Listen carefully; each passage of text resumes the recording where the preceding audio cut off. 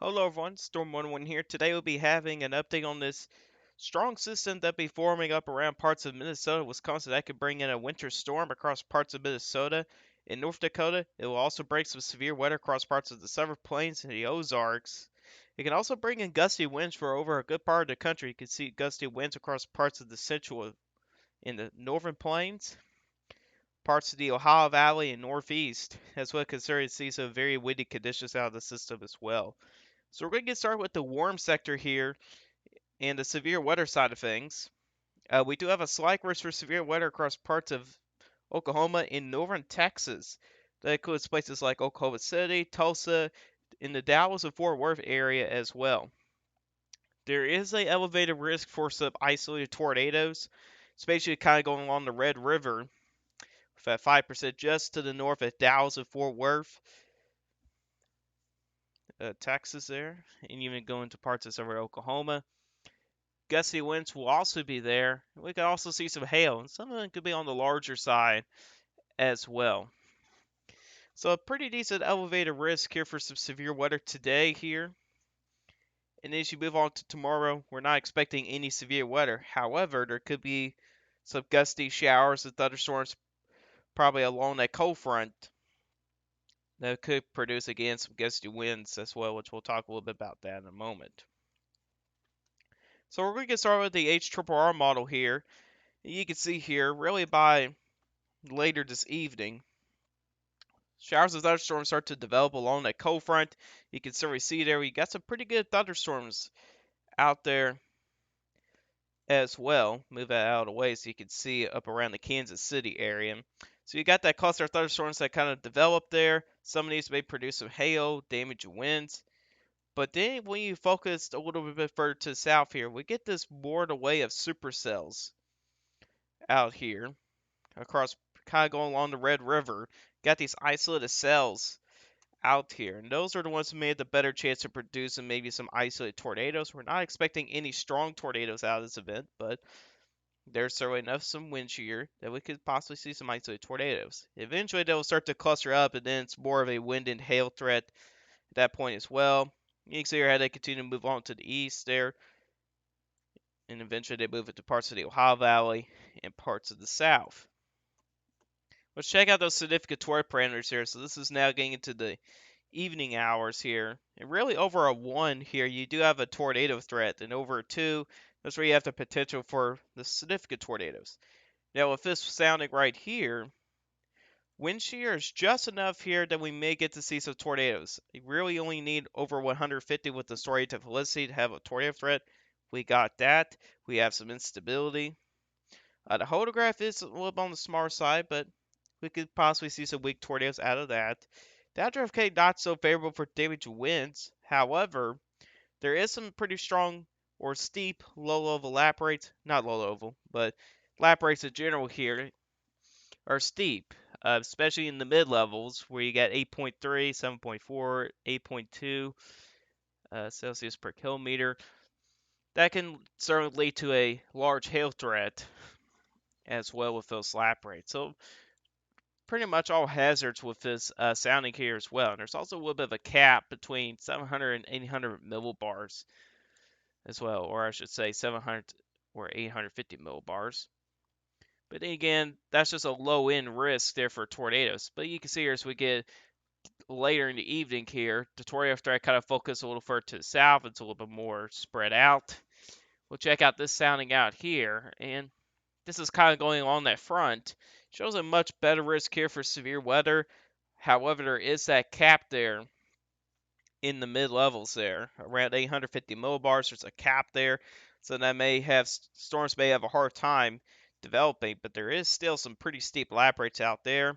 You got downdraft cape is also pretty elevated. You got decent hodograph, plenty of wind shear, and also just enough instability as well. So this is another good sounding there. Possibly probably the only limiting factor I see here is its cap here. There's also quite a bit of dry air as well, so that also may become a little bit of a limiting factor as well. As we kind of go deeper into the nighttime hours, eventually the tornado threat should diminish into the overnight hours. So Really need to pay attention to this area right in here for any potential tornadoes in here in that red box. That's where they have that 5% risk area. It's also where we got those isolate cells that develop. And those are the ones that may have the potential to produce large hail, damage winds, and maybe some tornadoes as well. But we're not expecting any strong tornadoes out of the setup here. The wind shear is not very impressive for that type of nature. But certainly something to keep an eye on. Severe weather risk may go as far north as parts of to southwestern Iowa. The instability is kind of a little bit on the lower end. There's a little spike there with the significant tornado parameter close to Kansas City, and this is later into the overnight hours. You can see our instability is not the best here. And same way with the wind shear as well. If we kind of back this up a little bit, you can see there may be a brief window of for some strong and severe storm potential, but right now the threat looks to be low. And it seems like the better risk here would be southern Oklahoma and parts of northern Texas with this setup. So certainly something to watch for now. Let's check out the high-res NAM here real quick. So we go to 5 o'clock here. It probably, uh, 5, well, it says 6 o'clock down there, but it's probably going to be 5 o'clock your guys' time. So you got cluster thunderstorms up around parts of Nebraska, Missouri, Iowa, and Kansas. That's where your low is going to be situated. That'll be moving quickly to the northeast. And then eventually into the overnight hours, so we're getting close to that point. You do have thunderstorms that do develop along the front as well. These storms will quickly move to the east. If we check out the low of a jet around 850 millibars, there is a pretty good low of a jet along that front there as well, so that could certainly help with that severe weather risk as well. But then again, there's not a whole lot of instability, especially when you get further up to the north around that point. So you may have a brief window of opportunity for stronger thunderstorms, probably more focused in the evening hours than the overnight for areas for up north. Here's 7 o'clock in the morning here. A couple strong storms may continue on across parts of southeastern Texas, southern Arkansas, and maybe into parts of northwestern Louisiana. But really, the low of a jet's not really there anymore. At this point here, the strongest low of a jet's up across parts of Illinois, Kentucky, and Tennessee at this point. We'll get a different color here. And this is where you kind of get that big wind event here for the areas of the Ohio Valley and even up to the Great Lakes region. I mean, check out that low of a jet up in to parts of Michigan. At least there's not going to be any instability with the setup here, because if there were to be instability, it could be a nasty, severe weather event for these areas. But luckily for us, no instability, which is good. However, along the cold front, there could still be a gusty line of some showers, maybe a few rumbles of thunder as well. If we actually check out the warm sector here for wind gusts, this is at 1 o'clock. Even without showers of thunderstorms, you still got wind gusts that may approach 40 miles per hour. This is a little bit higher end here. Higher SNAM is very typical for overdoing wind gusts, so you might be maxing out maybe 40 miles per hour. But really, generally, 30 to 40 miles per hour looks to be your best bet for a gusty southerly wind for these areas as well.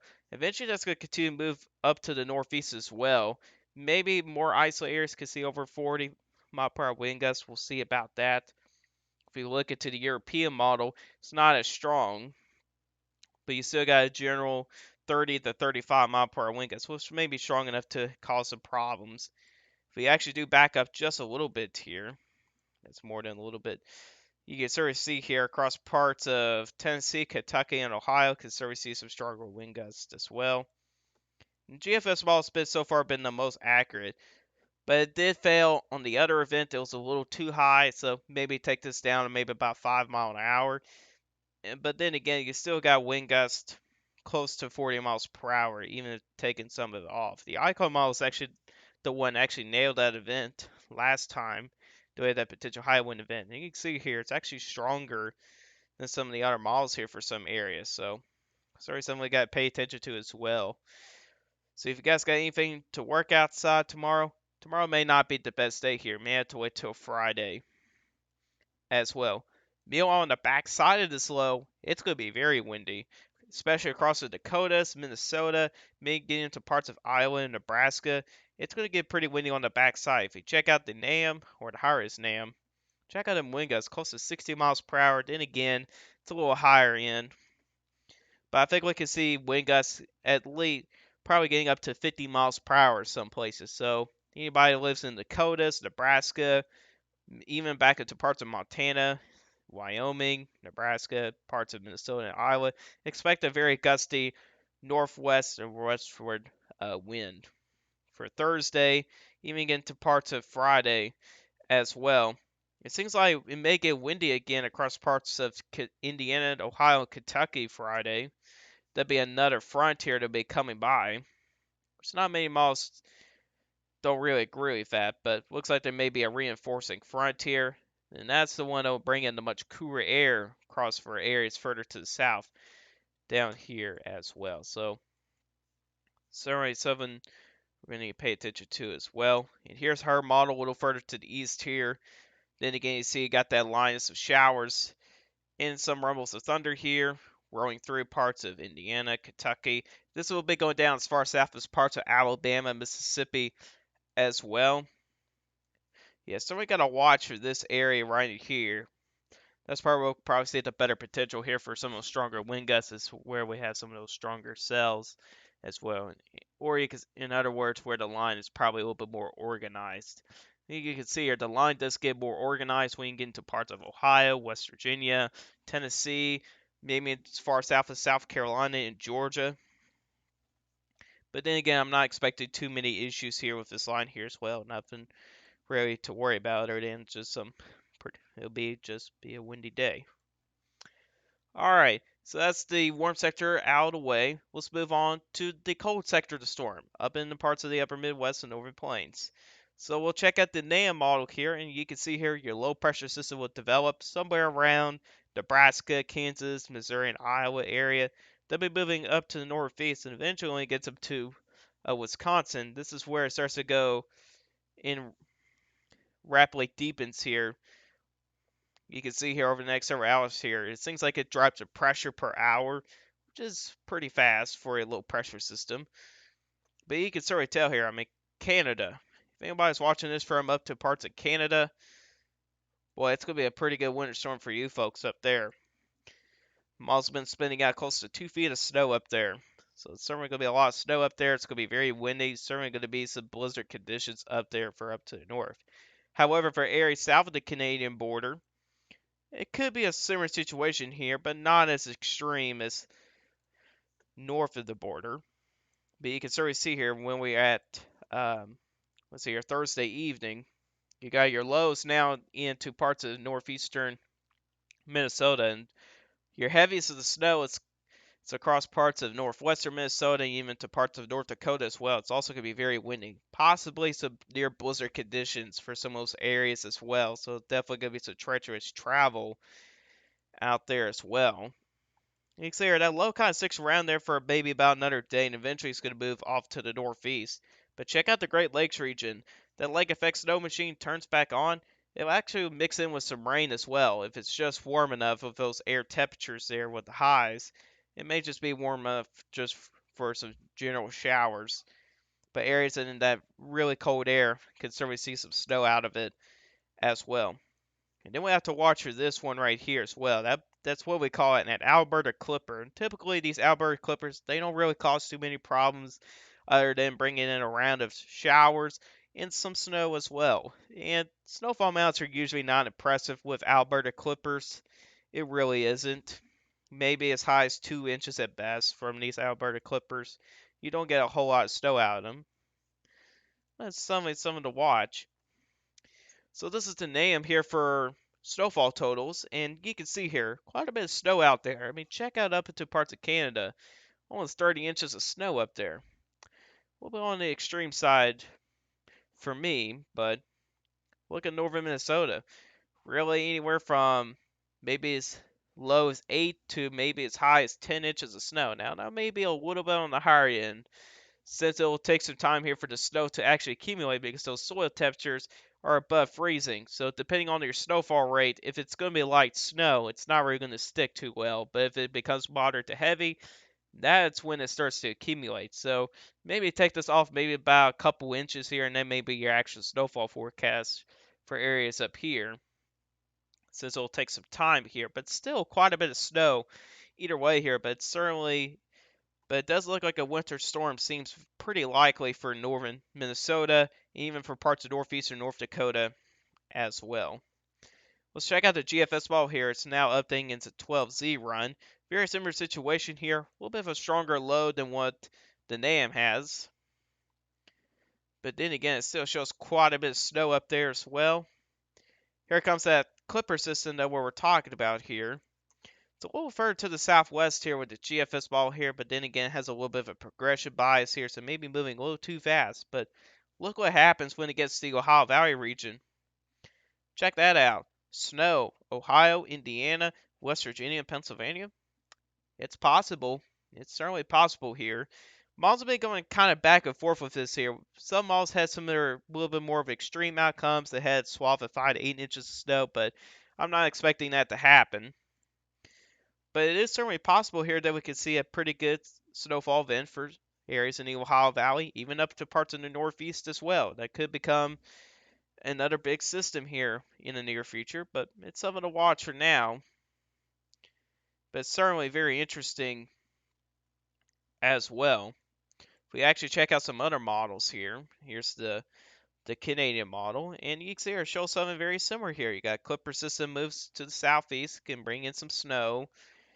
But really, the areas I'll pay attention to for getting some snow here, at least a better opportunity some people can see snow, will probably be in these areas right in here. These are the areas I'll watch here for that Alberta Clippers as well. So anybody in that red circle there, you guys could certainly see some snow out of this event here. Well, at least it's possible, I should say, that way, since we are still a little bit out there. It's around Monday when it gets to the Ohio Valley.